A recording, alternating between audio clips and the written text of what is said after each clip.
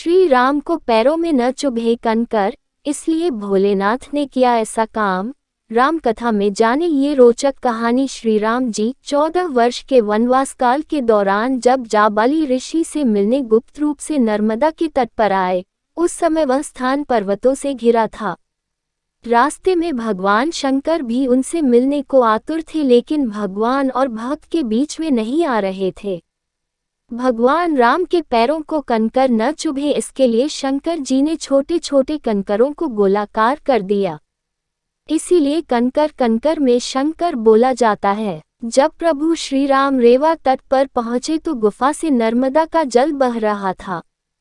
राम यहीं रुके और बालू एकत्र कर शिवलिंग बनाया और 1 माह तक उसका नर्मदा के जल से अभिषेक करते रहे।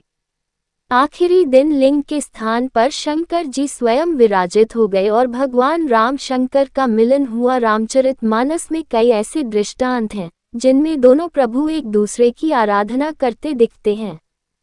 प्रभु राम जिस समय लंका पर चढ़ाई की तैयारी कर रहे थे और समुद्र पर सेतु का काम चल रहा था, उस समय भी प्रभु राम के मन में भोलेनाथ की भक्ति हिलोरे मारने लगी।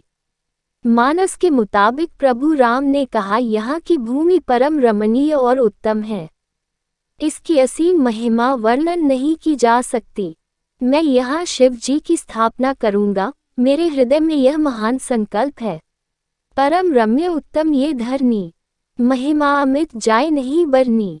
करेहूँ यहाँ शंभु थापना, मोरे हृदया परम कल्पना। इसके बाद ही राम ने यहाँ शिवलिंग की स्थापना की, जिसका नाम रामेश्वरम हुआ। श्री राम ने रामेश्वरम नाम की व्याख्या करते हुए कहा कि जो राम के ईश्वर है वही रामेश्वर यानी शिव हैं।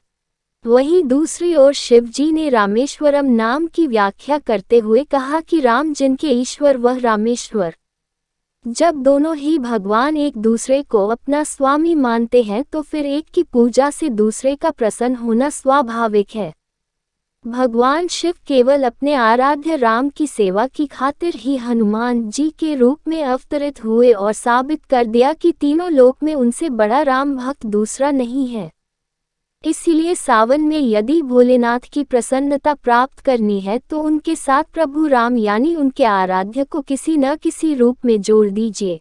भगवान महेश्वर अवश्य प्रसन्न होंगे।